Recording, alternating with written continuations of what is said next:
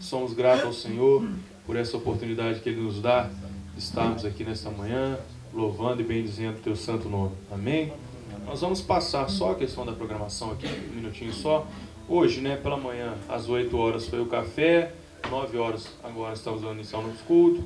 Às 12h30 teremos o nosso almoço, Aí teremos um pouquinho de descanso, às 14 horas o nosso estudo. Aí às 15h30 um café da tarde, Às 18h30, dessas 15h30 até às 18h30 nós estaremos tranquilos, questão de descanso, aproveitar o campo, essa questão toda, essa programação, o banho. Às 18h30 a questão do jantar, aí mais um intervalinho, para a gente se organizar direitinho. Às 20 horas o culto, e nessas 20 horas estará falando à noite. É o Miguel, Fernando e o Jesse à noite, e depois nós teremos a vigília. Aí, a hora que Jesus falar, tá bom, a hora que Ele definir, a gente para. Amém? E no domingo, às 8 horas, nós estaremos de pé novamente, o café. Às 9 o culto novamente. 12h30 o almoço.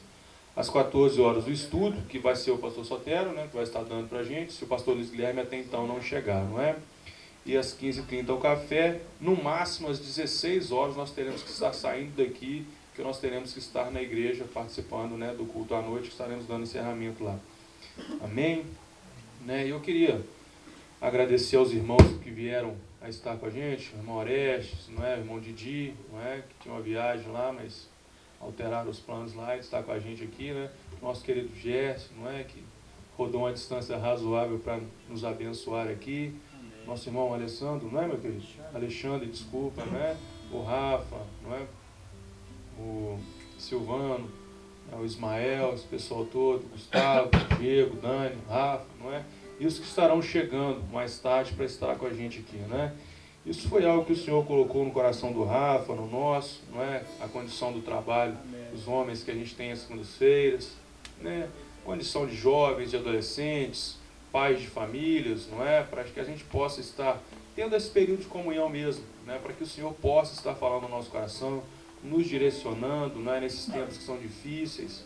Precisamos estar um apoiando mais ao outro, É a visão do pastor Sotero também, Estar cada vez mais compartilhando, sendo auxiliador da igreja como um todo, Porque se a gente trabalha com as pessoas que exercem liderança sobre a família, automaticamente os filhos caminharão da mesma forma, As esposas entenderão aquilo que o Senhor entende como família, que é o papel principal, nosso, da igreja, estar dando exemplo à sociedade, Então, dentro disso, o Senhor colocou, eu vou ler apenas alguns versículos aqui, são referentes, que é o tema base, da nossa estada aqui, que é Jeremias 18:6,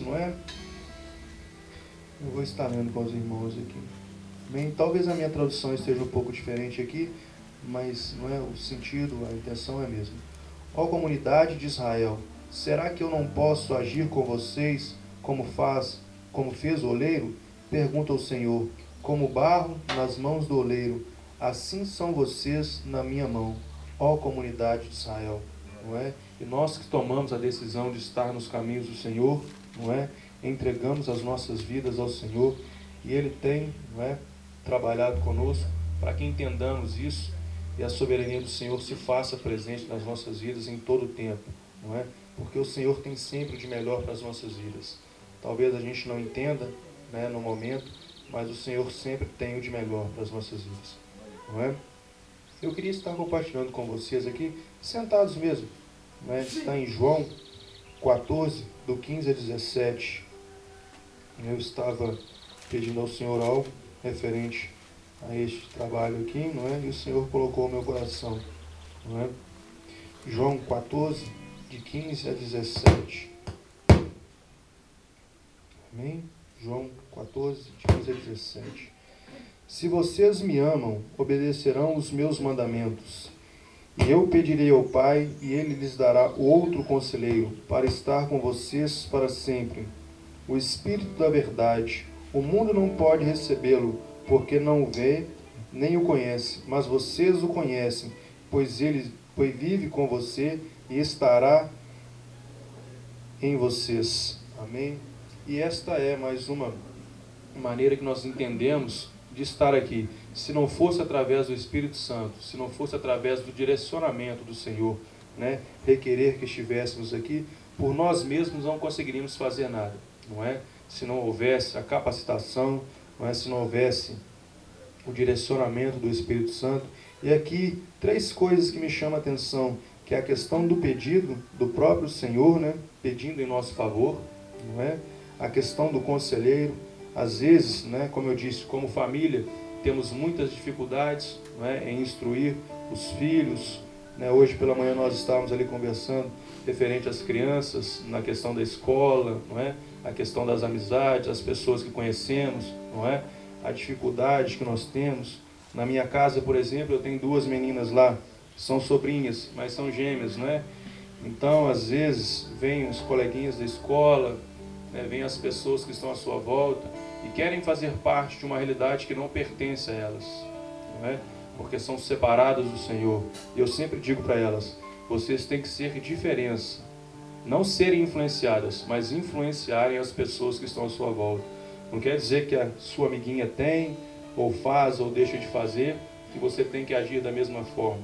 Isso também referente à minha irmã, não é? Meu pai falando conosco também, nós como jovens da casa do Senhor, estando em unidade aqui também, somos diferença, não é? Fazemos a diferença, nós devemos ser exemplo para essas pessoas, não é?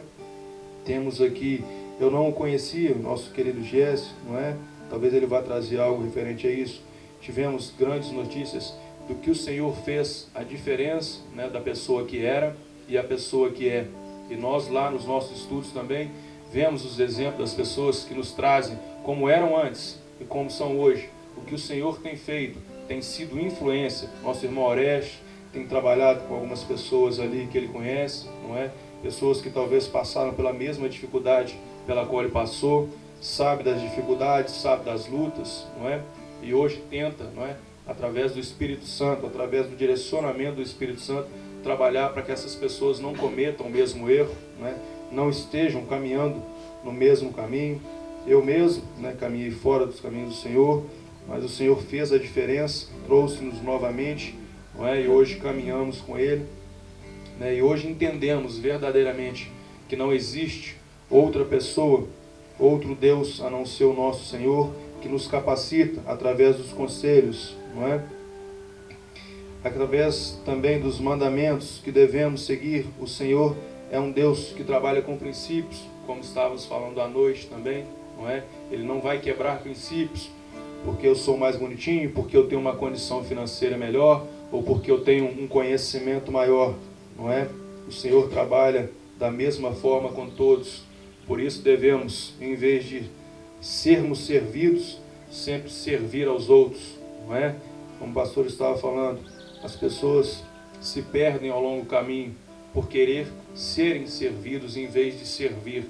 E nós estamos aqui neste mesmo intuito de servir aos irmãos, não é? Porque se servirmos, entendemos a condição de amar um ao outro, entendemos a condição de unidade, entendemos que eu preciso de você, não é? Mais do que você precisa de mim, não é?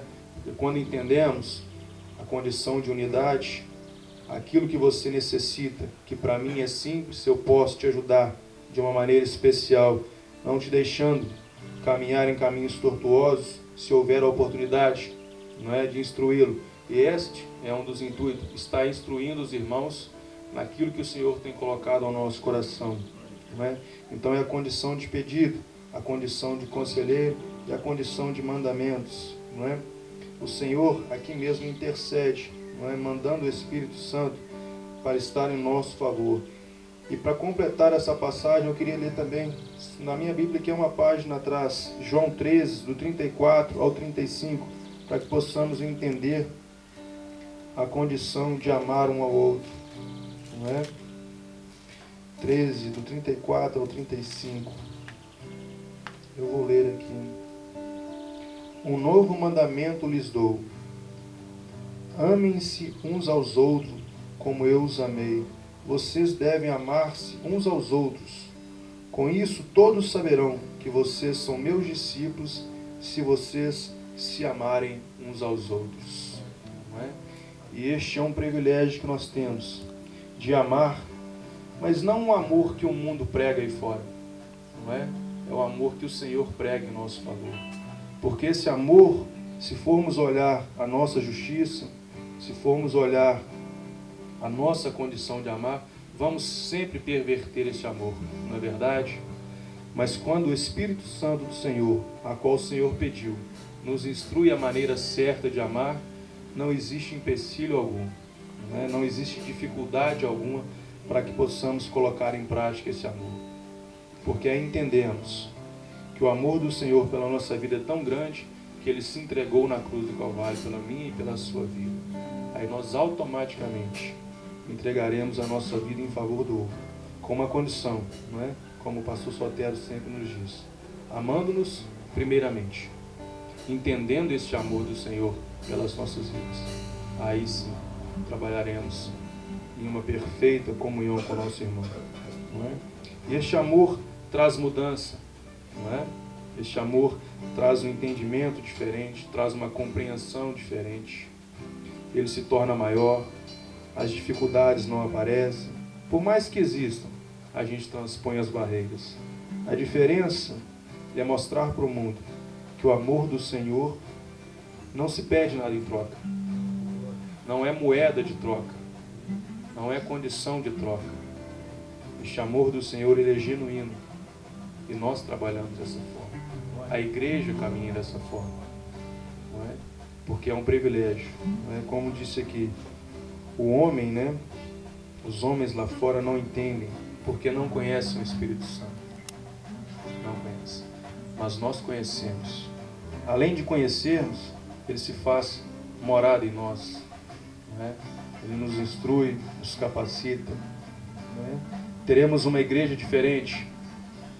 O meu irmão vai me amar mais. Eu vou amar mais o meu irmão. As famílias serão famílias mais perfeitas na condição do Senhor, não perfeita no que eu acho, não perfeita da forma que o mundo prega, da forma que o homem pode agir da maneira que quer. Os filhos têm que estar debaixo daquilo que ele quer, mas não. O pai vai entender que a família é um princípio do Senhor, é uma condição do Senhor. Então vai instruir o seu filho, né, no caminho, e a condição de caminho é caminhar com ele, não é? Se o pai ora, o filho ora. Se o pai ama, o filho ama. Se o pai obedece aos mandamentos do Senhor, o filho também obedece. Porque nós temos o Pai nosso, né, Pai da terra aqui, como exemplo, não é? Tudo que vamos fazer, na maioria das vezes, né, ou 100% das vezes, nos aconselhamos com Ele. Procuramos saber o que Ele pensa. E se o meu pai, se o seu pai, nós, como jovens, entendermos isso, como formadores de famílias no futuro próximo, entendermos isso, seremos mais abençoados. Amém? Os filhos amarão mais os seus pais, amarão mais os anciãos, amarão mais as crianças, não é? Porque as crianças não são o futuro, as crianças são o futuro de agora, não é? Porque temos que ensiná-las agora, porque quando estiverem maior, se não souberem como fazer, não farão da forma que tem que ser, não é? A questão do casamento, não é? E a grande maioria aqui, não é? Espera daqui bem próximo, não é não, Gustavo? Estar casando, não é? E nós também, não é? Estaremos profetizando sobre as nossas vidas, Ismael, Diego, Dani, não é não? O outro ali viaja, de cada 15 dias quer viajar lá, quer, né? A namorada lá não pode largar de jeito nenhum, não é verdade? Não é? Então entenderemos do que se trata